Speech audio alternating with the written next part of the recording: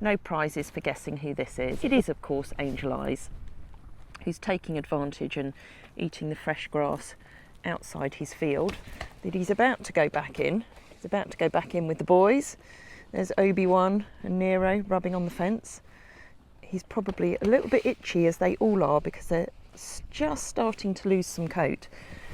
But Hannes had to tidy up. I've just clipped around his eye a bit more, and I've been putting on some fresh balm today that was recommended by Chris up at Veterinary Vision to try and help soften the skin around the outside, which, as you know, is quite dry and leathery.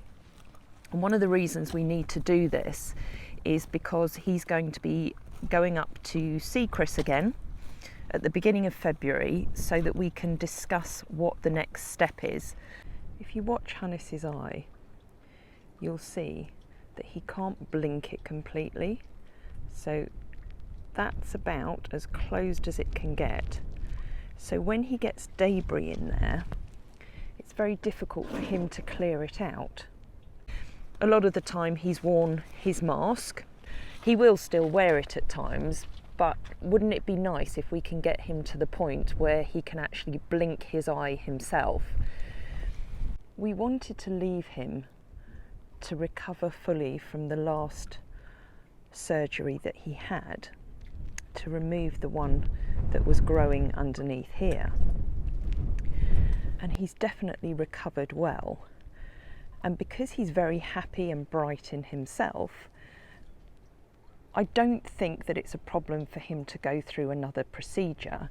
And if it's going to help him to feel more comfortable in this area, then I believe it's well worth doing. I spoke with Chris and we've agreed that I'm going to take him up to see him on the 5th of February, and he's going to have a look at the area and see whether there's any growths that he thinks he needs to remove.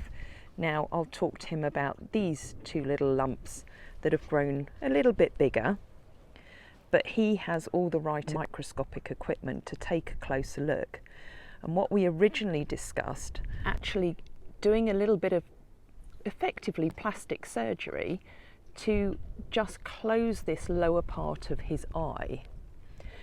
One of the biggest problems with that is that all of this skin is so dry and leathery that it's not very supple, so it's not easy to pull together.